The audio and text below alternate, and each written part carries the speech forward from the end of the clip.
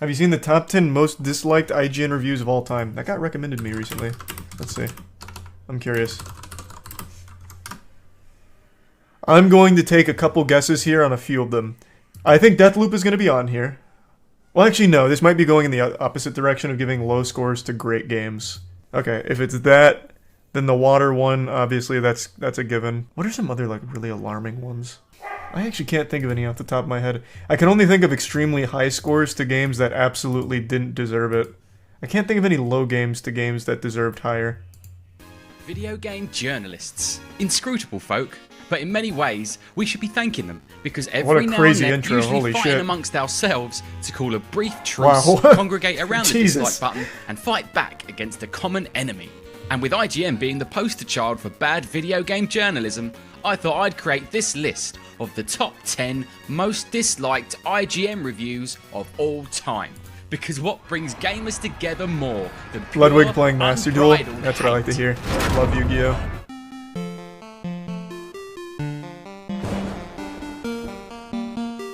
So, coming in at number 10, we have their review of Call of Duty Black Ops 3 from 2015, sitting at a respectable 19,000 dislikes. Why? That's not bad for IGN. IGN once again gave a Call of Duty game a stupidly high score of 9.2 out of 10, with 0 cons. If it has no cons, why not give it a 10 then? See? To be fair, and I will never go to bat for IGN, but to be fair, just because there's no complaints doesn't mean the game is like a masterpiece or perfect. Like, I do disagree. Like, if you can't think of anything negative, then that means it's perfect. No, it doesn't mean that. Like, it's great at everything it does, but it doesn't mean it's like the perfect product everyone's going to love. A 10 then. See, not only do we get angry when IGN rate a game too low, we get just as angry when they rate a game too high. I don't remember Black Ops 3 being bad. Franchise like Call of Duty, which releases the same boring game year after year, and IGN keeps giving them 9s out of 10s. And what really pisses on our chips is when they rate games that are clearly more innovative, original, with better mechanics, graphics and gameplay lower than the latest Call of Duty game. So keep this score in mind as we move on down the list.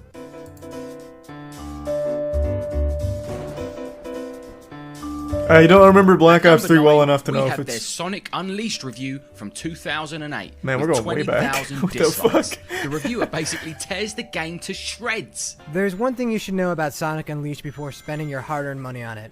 It's a big piece of garbage. Big piece of garbage. Indeed, it's games like this that make reviewers rethink their lives. Now, it's not that bad. When it comes to Sonic games. It's fine. Someone at Sega hates the Hedgehog with all his might, and he's going about trying to sabotage the franchise with these awful games.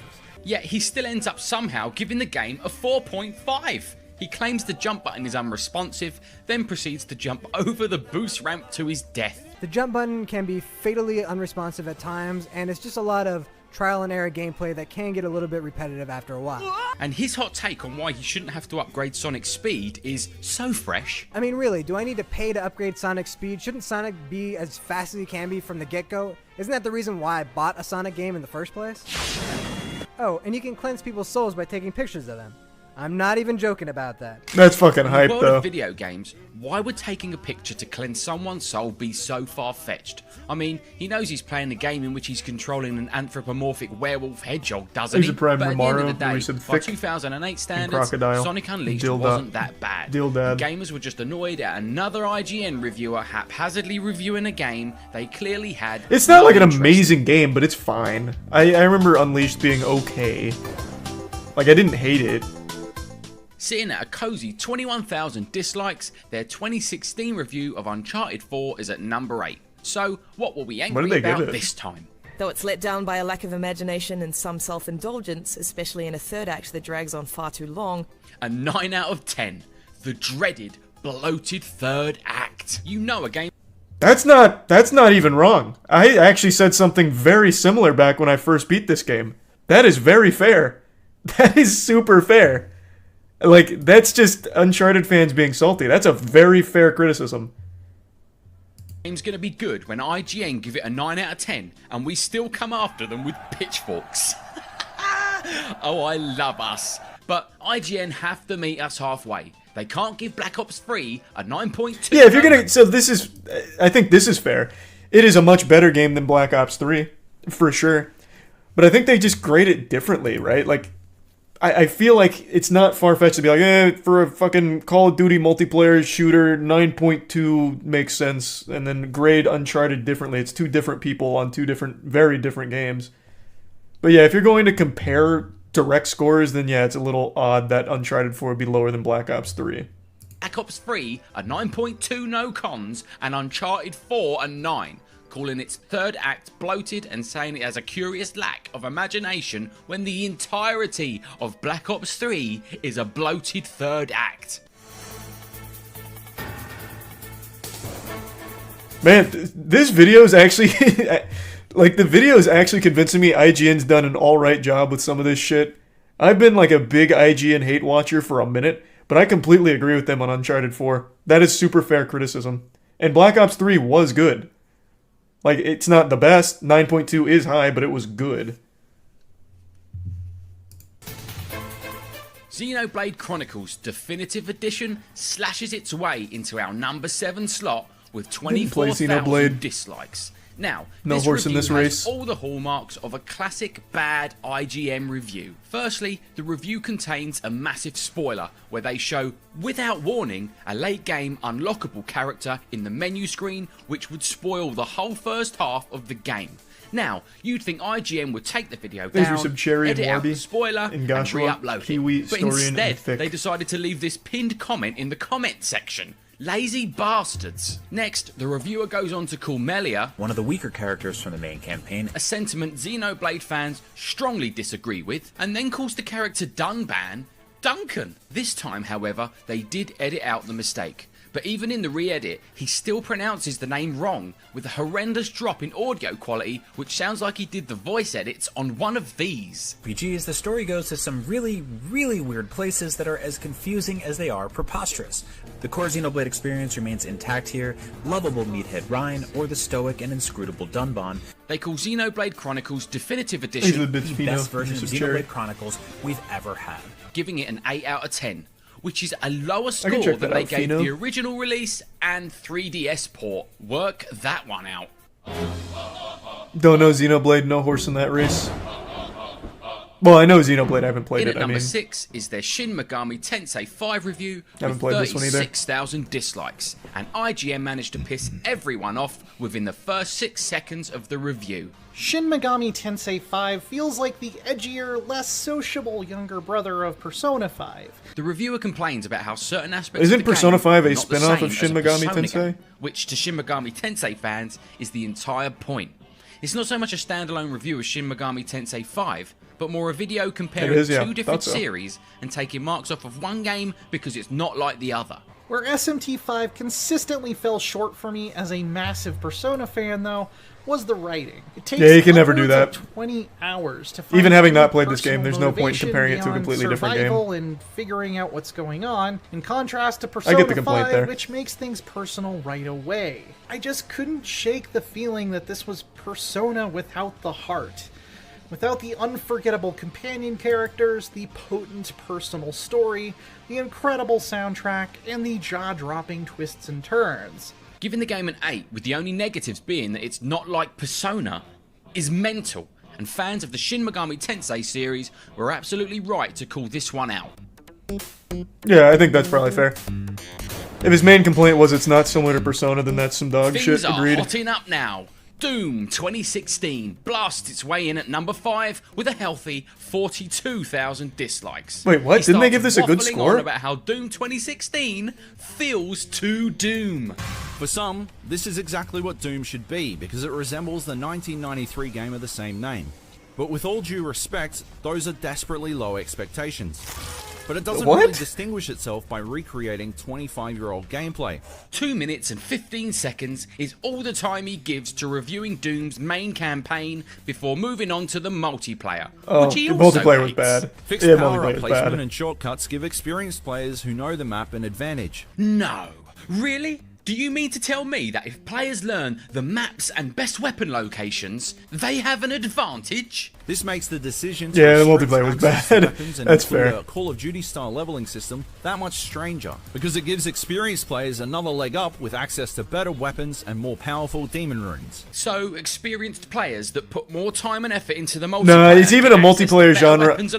It's even a multiplayer genre I like, but Doom 2016 just did not do it well. I was not a fan of the multiplayer, and I was pretty excited for it. I even played the beta. Or, was it a beta? What did they release? Was it a tech preview? I don't remember now. It's been so many years. But they released the multiplayer a bit early. It just wasn't that good. I wanted it to be good, though. But it was just, eh. You're blowing my mind, IGN. Blowing my mind! So what was the verdict on one of the best shooters to have come out in the last 15 years? Ooh, that is stinky. 7.1 out of 10. It still meets... What the fuck? Wait, what? They gave it a 7? Yeah, that's some trash. The cons being loadouts and repetitive arenas. So they must have graded it very harshly on the multiplayer, thinking that Doom was mainly a multiplayer title. Yikes. 2016 was overrated. Man, I couldn't disagree more. I recently replayed that too. That game is so fucking good and is still good. And the speedrun goes hard. Eternal's better, but 2016 is still good. 0.1 out of 10. It still meets the high bar Call of Duty fans expect.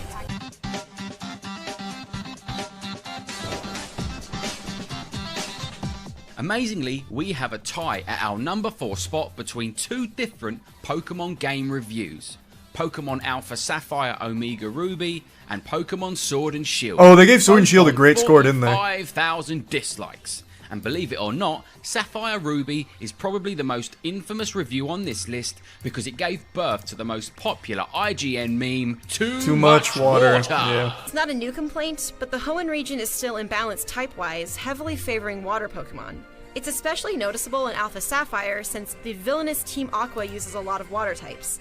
It just feels like there are water Pokemon in nearly every battle, and I have an overleveled Pikachu to show for it. You also have to navigate many bodies of water, which makes much of the late game incredibly tedious. Other than saying the game has too much water and too many hidden moves, she doesn't seem to have anything else negative to say about the remaster.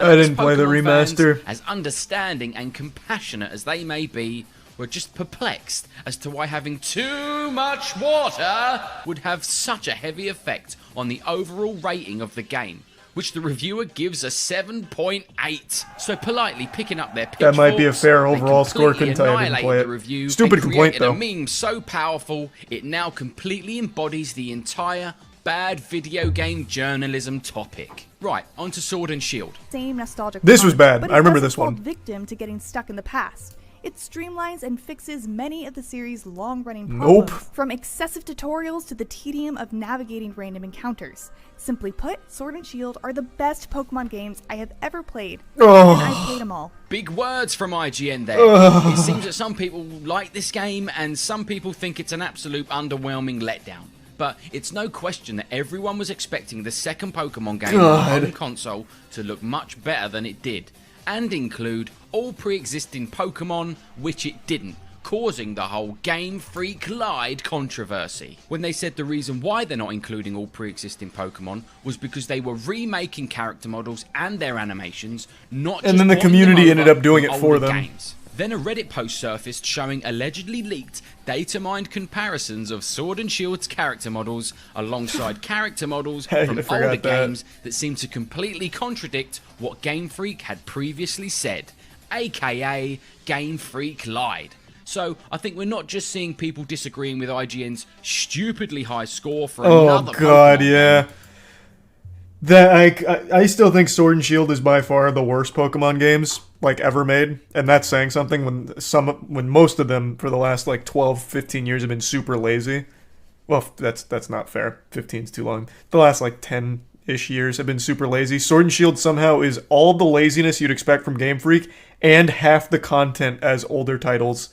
It's so bad. I couldn't stand it. I couldn't fucking stand it. I think I gave it a 50 on the moist meter. I can't quite recall, but I was really upset by it. But also protest dislikes after feeling they had been lied to by the developers, and IGN hilariously getting caught in the crossfire. Gotta love it. Here's the bits, Nelly. All Pokemon games have been the same for a decade. They were for a while, but they tried something new with Arceus, and while it wasn't like a full hit, it wasn't a full miss either. They're going in the right direction. I think Arceus has good ideas that they need to flesh out. But for the first time in a long time, Game Freak's finally trying something different. Like, drastically different, that is, as opposed to just the same formula they've worn out. Cruising its way into our number 3 slot is their review of Days Gone from 2019 with 50,000 dislikes. What did IGN do now? Well, first off, this is the same reviewer that gave Uncharted 4 with its bloated third act a 9. So she was already on the Sony fanboys' naughty dog list. And boy howdy, she pulled no punches here, giving this game Days sucked. Gone this game was fucking trash on release. Calling it absolute bloated trash as well. Days Gone ultimately feels bloated. It's like fucking a movie trash. That goes on for an hour longer than it needs. I know they made it better over have. time, but this is There's release. It was definitely a good terrible. game in here somewhere. You can feel it in the crunchy combat and when running from an enormous freaker horde. Some fine-tuning and editing could have removed the tedium and highlighted what makes this game unique and interesting, but Days Gone rides strictly down the middle of the dusty road and never finds its rhythm. Now, the general consensus is that the game is pretty good, and I think gamers felt the 6.5 was unjustified and found some of the reviewers' criticisms disingenuous. Like here, for instance, when she criticises the bad writing. Which Days Gone insists on telling largely through tedious, barely interactive flashbacks of him and his wife. The dialogue's pretty bad. But only if you promise to ride me as much as you ride your bike. On the face of it, you'd think the reviewer God, I forgot how fucking out of stupid context, the game was. That line does seem really cringy. Jesus. But earlier on in the game, Deacon's wife Sarah specifically asked Deacon not to say that line at their wedding, only to surprise him by saying it herself. The reviewer also hits us with... It doesn't change anything, it's still stupid. Deacon can also unlock a slow-mo ability early on, which makes no sense for a biker, but it allows you to relieve the pressure for a moment if you get overwhelmed. It's a game with guns. What on earth is she blathering about? Why should riding a bike stop us from having a slow motion ability in our zombie shooting game? Because Days Gone's missions suffer from repetition across the board. Oh, what's that, IGN? You don't like repetitive missions? Then why did you give the 888th Assassin's Creed game a 9.2 only 6 months earlier? See, that's why this is what I thought the video would focus on. They give extremely high scores to games that are just truly mediocre. The ones here is like offending fanboys of a title, like Days Gone. That game was absolutely fucking miserable on launch. It was so bad. So bad. Like her review was far more generous than I would have been. It's most disliked. Yeah, I know. But I didn't realize it was just going to be these. I thought more people got mad about this, as opposed to Days Gone's not a 6.5, it's a 7. What did I give it? I couldn't finish it. I couldn't finish Days Gone to even moist meter it. It was too fucking boring and bad. And broken. A lot of people forget how broken that game released. I couldn't finish it. I hated it. I didn't even moist meter that shit. Give me 1 second though. I gotta pee real quick. I'll be right back. Alright, I'm back.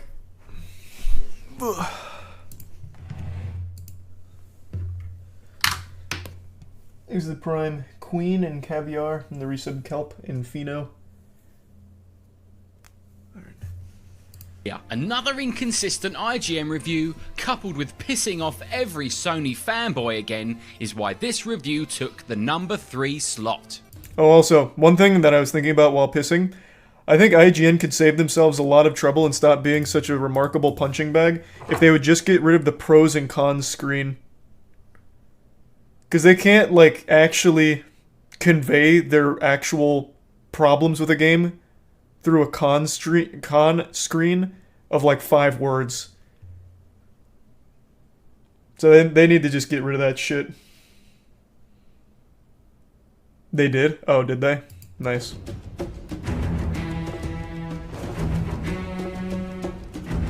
Unbelievably, at number 2, we have a 3-way tie. Alien Isolation, Death Stranding, and SpongeBob SquarePants Battle for Bikini Bottom rehydrated reviews Interesting. all managed to achieve 51,000 dislikes each, and all 3 games couldn't be more different from one another, which just showcases IGN's remarkable ability to enrage gamers regardless of what types of games they review. At this point, it actually starts to become impressive. When I began researching for this video, watching one bad IGN review after the other, I looked a lot like this. Stoic and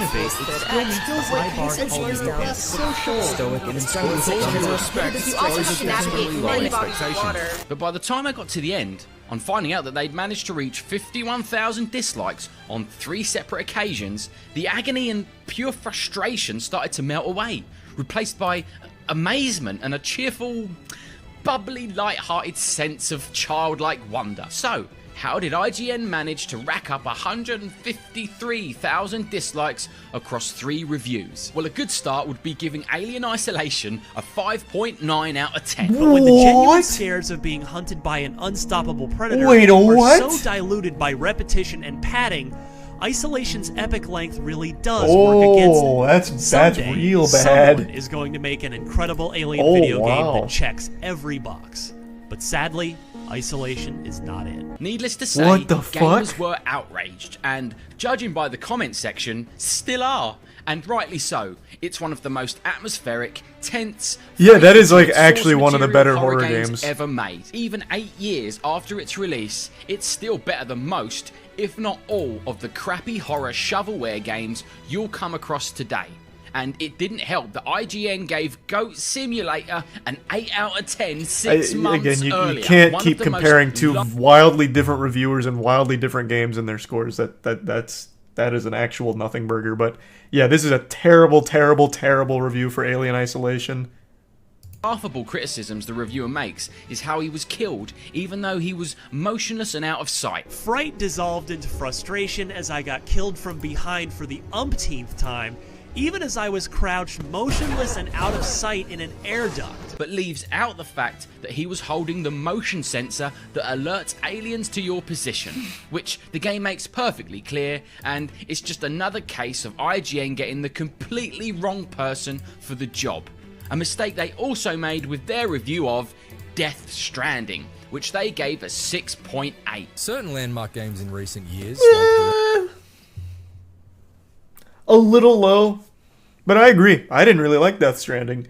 I loved the atmosphere. I even liked a lot of the narrative, as confusing, convoluted, and messy as it was. I just thought the game overall was fucking miserable to play. A game I will never, ever, even remotely consider touching again.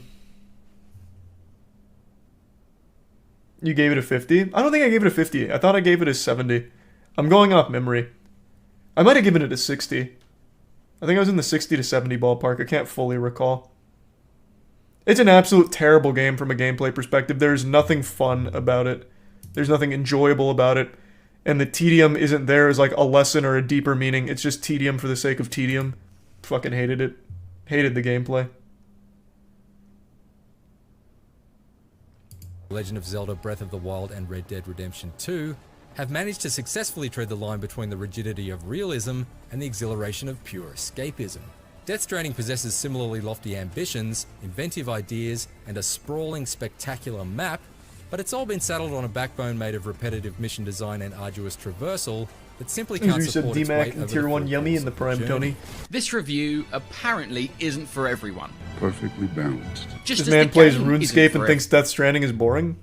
Yeah, but I'm under no delusion that RuneScape is fun. At all. It's not. Maxing is one of the most miserable things I've ever done in my life. I don't defend the RuneScape grind. Quite the opposite. And now you're really grasping at straws. Death Stranding is straight up fucking miserable to play. You know, in fact, I compare it a lot to RuneScape. Tedium for the sake of tedium. Grinding, rune crafting, I think I've spent the better part of like 250 hours over the last 2 months on rune crafting. And that's how it feels in Death Stranding. Just point A to point B a million fucking times, traversing slowly, maybe setting up your zip lines to make it a little bit quicker, but not by much. I set up an elaborate network of zip lines to try and make it quicker in my playthrough, and it didn't improve it much. It's just fucking miserable to play. But there always was at least somewhat of a payoff with a really interesting world and story to it. everyone. And it's definitely a game you have to be in the right mood and frame of mind to play. Which, if you are, there's no doubt you'll find the 6.8 score absolutely ridiculous, and even if the game's not for you, I'm sure you'd still be able to appreciate that Death Stranding is a truly unique AAA one-off experience from one of gaming's living legends, Hideo Kojima. And lest we forget, in the very same month, in the very same year, they gave Pokemon Sword and Shield a 9.3 out of 10. Okay, last game in this three-way tie. SpongeBob SquarePants Battle for Bikini Bottom Rehydrated. How is it even possible to get 51,000 dislikes on your review of a remake of a 17-year-old mediocre SpongeBob SquarePants platformer that PS2 kids remember fondly? Well, from what I can tell, his main problem with the game is that it feels like a remake of a 17-year-old mediocre SpongeBob SquarePants platformer that PS2 kids remember. It's exactly fondly, what people wanted. And it doesn't feel as good as the Crash and Spyro. I don't remember what he gave it though. Accompanied by some imaginative improvements, but those few bright spots aren't enough to bring Battle for Bikini Bottom's passable but simplistic gameplay up to the standard of a 2020 platformer. That wasn't the point. Let alone impressive recent remakes like the Spyro Reignited trilogy.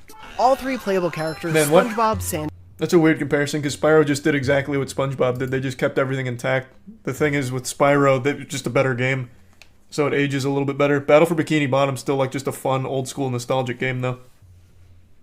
And Patrick have the same repetitive few lines of dialogue that they bleed out after finding collectibles, grabbing health, or hitting enemies. I feel like a new sponge. Oh, sparkly! I love opening presents. By the 30th time I heard them, I just wanted to stop playing. He then goes on to call the remake of a 17-year-old mediocre SpongeBob SquarePants platform dated, I that bet. PS2 kids remember fondly. Get this, too kid-friendly. Battle for Bikini Bottom is an incredibly easy platformer with only a few truly challenging sections thrown in. The difficulty jump in levels like SpongeBob... May came in here expecting something very different. Such whiplash from the rest of the adventure. And when they're done, the challenge reverts to being simplistic and kid-friendly for its final few challenges. Ultimately, us gamers are always happy when a game from our childhood gets a good remake, which is what Rehydrated is. Okay, it doesn't add any bells and whistles, but what did the reviewer expect them to do with Battle for Bikini Bottom? Add a Battle Royale mode? And the gamers that enjoyed this game as kids, who probably just wanted to take a load off and rekindle their youth for a few hours, didn't appreciate another disinterested, monotone IGN review raining on their parade. That's so low for no reason. Yeah, that one's pretty bad. Rough. It's the big one. The Last of Us Part 2 is the most disliked IGN review of all time. They gave it a 10, I think, double right? that of our number 2 games, a whopping 91,000 dislikes. Spoiler alert, covering the build-up and leaks and the controversy around this game is another video entirely, but let me just cover the main kick in the balls. The first game is one of the most loved and critically acclaimed games of all Masterpiece, time. No fucking question. masterpiece. Not just for its graphics and gameplay, but for its storytelling, dialogue, and the relationship that develops between the two main characters, Joel and Ellie. And as the credits rolled on the first game, the 7-year-long wait for the sequel began. Then about a month prior to The Last of Us 2's release came the leaks, with one leak towering above the rest. The leak was a cutscene of Joel. In IGN's defense, once again, no matter what they would have given this game, they're fucked. If you reviewed Last of Us 2, you were fucked. No matter what. If you loved it, you get fucked. If you hated it, you get fucked. There has never been a more contentious title, a more divisive title in the history of gaming. There is not a single one that even comes close. People feel very strongly on both sides, so no matter what, your opinion was going to be incendiary.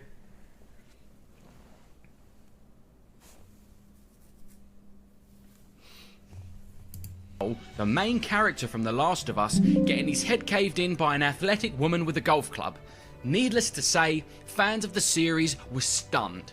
Not only did they have to deal with the main character of their favourite game getting killed off, but they then had to continue playing the game as the random chick that killed him. And so when IGN said this... This is a weird way of talking about it. I said this in my Moist Meter. I feel like the game was out of order. If they had done this sequence in a more I don't even know a better word, but a more logical order, I feel like it would have been much better received. Every beat that the story hits is a fine beat in a bad spot. There was no reason to start with what happened. I'm going to try and avoid spoilers because I'm sure there's still people that want to play it. Like, there was absolutely no reason to start there and then make you, like, hate playing as that character the whole time. It feels weird. You had, like, if you didn't... Man, it's so hard to fucking get the thoughts across without the spoilers. Point being, they had a lot of moments that they could have put at the front and had a much more cohesive story that would be a lot more sensical for how it all plays out. And it would have been a lot better received. But they went like whole hog immediately. No, I'm not even just talking about the Joel stuff. Getting into spoilers again. They spend a lot of time with the Joel and Ellie flashbacks, like, sprinkled throughout randomly. They could have front-loaded those flashbacks more towards the start before the Joel death, and it would have made a lot more sense, as opposed to just going, like, full raw right away, killing Joel. And they could have also built up the Abby flashbacks a little more in the front, and then work up to her revenge on Joel, as opposed to having it come out of the fucking nowhere, like a goddamn jump scare out of nowhere, and then have you play as that character for 12 hours. They could have built it up, and then you feel almost sympathetic playing as them, as opposed to, like, try and, like, force you down the line to feel connected. They could have just done it in a better order, and it would have been a much better experience.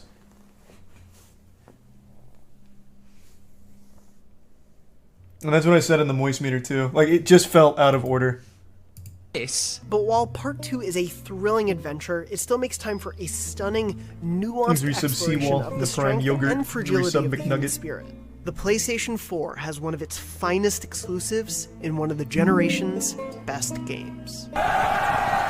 Personally, I only liked the first game. I mean, it was brilliant, don't get me wrong. No need to dislike this video.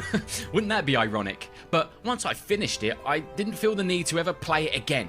We're not talking about Beautiful Joe here, let's be real. And whether or not The Last of Us Part 2 deserves weird comparison. to be the Beautiful main Joe slaps, though. of the most disliked IGN review of all time is up for debate. But what's not up for debate is that IGN continue to be the worst source of video game reviews on the internet. And I'm very openly not an IGN fan, but there is much worse. There's just straight up much worse. Immediately off top of mind, Polygon. I don't think I have agreed with a Polygon review yet. They're not the worst. They are not good, but they are not the worst. And long may they reign. Thank you all for watching. I've been the Is Kotaku even like a legitimate if you want to like see more game review site anymore? Like this, and let me know what I don't even see the review reviews pissed anymore. you off the most in the comments. For me, it's Greg Miller's review of Zombie U. But for now, Zombie U is a one-dimensional whack-a-mole title with some clever ideas that never really come together. Which lives in my head rent-free. Anyway, take it easy, and remember, never add too much water. And as always, hasta la vista, baby. Thanks, the resub ability. That was interesting. I wouldn't have expected those to... Well, some of those I would have expected to be on there.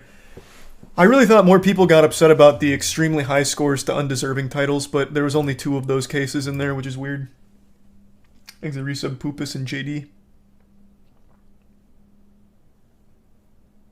I'm surprised God Hand Review wasn't in there. It's just not a huge title. That's probably why. It's more of a cult classic. Kotaku got disbarred from video games after the PS5 review. Oh, I forgot all about that, actually. Thanks to the resub Homie and Beetlejuice. In streams and Haley. What was that? I'm pretty sure I made a video on the old Kotaku PS5 review, didn't I? Here, let me see. This was going back.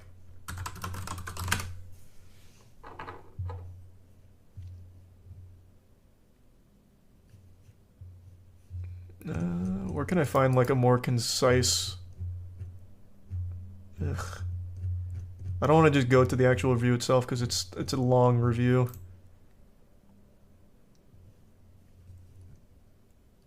Has no one done just like a full summation?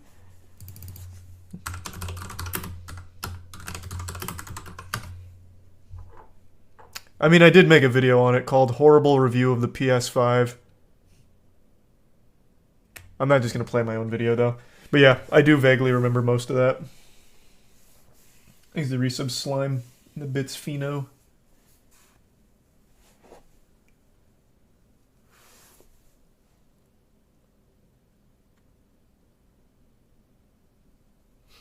Thanks to the resub Poopy.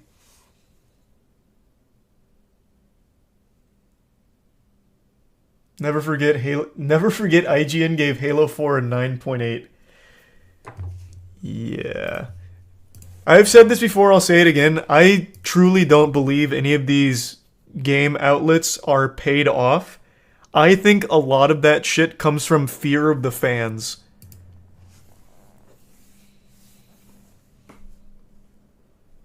They know, like, they'll get eaten alive if they're too harsh on a beloved title, so they get very, very pussyish with it. I don't think they get paid off. They might. I mean, there definitely is a world where that's a possibility. I just don't think so. I really think it's more of just, like, the fear of being attacked by fans on Twitter or some shit.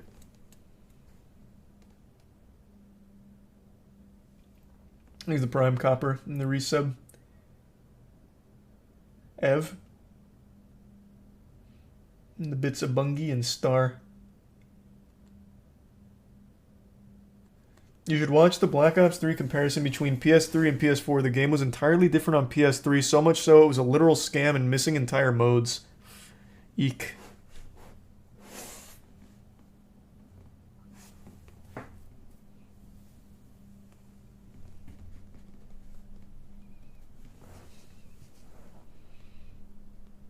Have I ever given 100 on the moist meter? Not yet.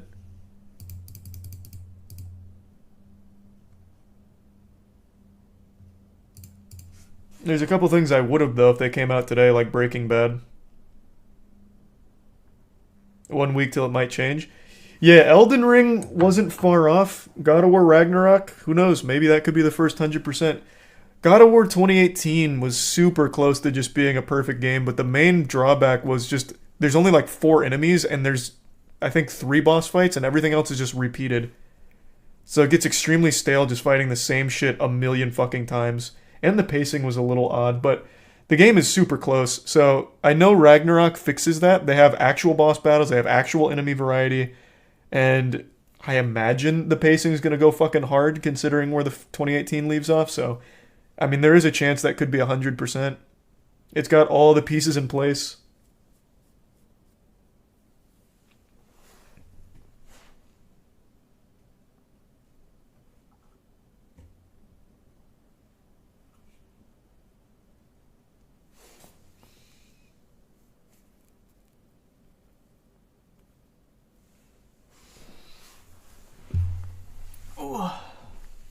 Didn't you give ReZero 100? Man, fuck no. I love ReZero, though. I didn't give it 100. There's no anime I'd give 100 to. Not even my favorite one, Code Geass. Man, what the fuck?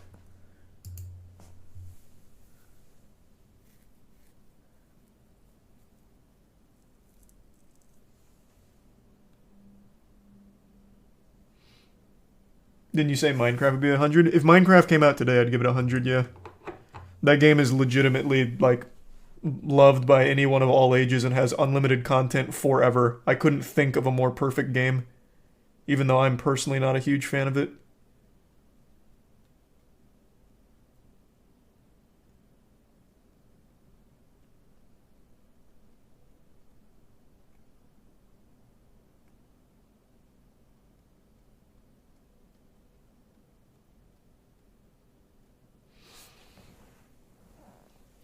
Nope, I did not, Tori. Upgrade was good, though.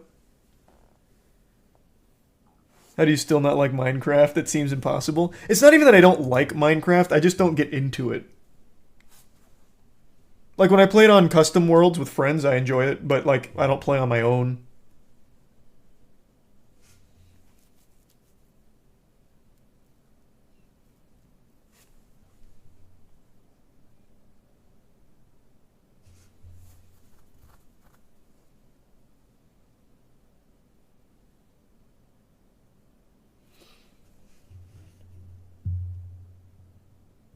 You just haven't been in the furry RP servers yet. Yeah, maybe that's what I'm missing.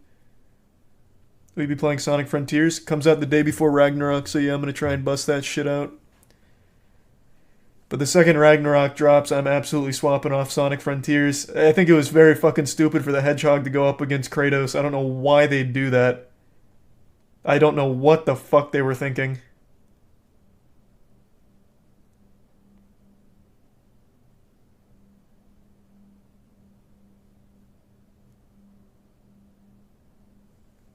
There's the bits of Bungie and Nolly. I haven't played a lot of Bone Lab, but it seems cool. Thanks to Resub Sour. A lot of Bungie. Thanks to Resub 4Ox.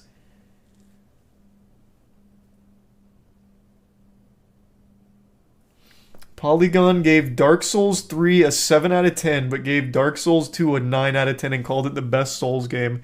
Yeah, that's Polygon in a nutshell, though. Like, this may be conspiratorial, but I believe it. I think Polygon doesn't even actually play the games. They say what they think the fans want to hear. I cannot think of a single review from Polygon I have ever read where I was like, yeah, that makes sense. I agree.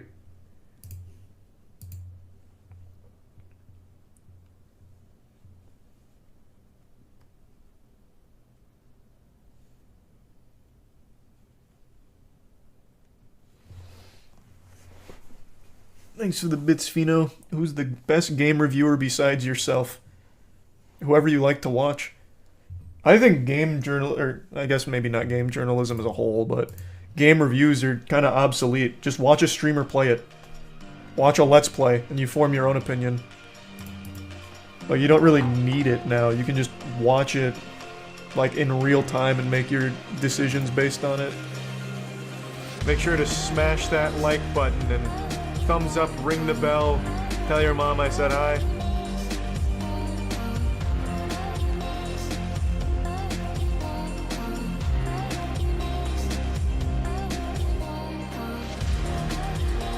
Yeah, that's about it. See ya.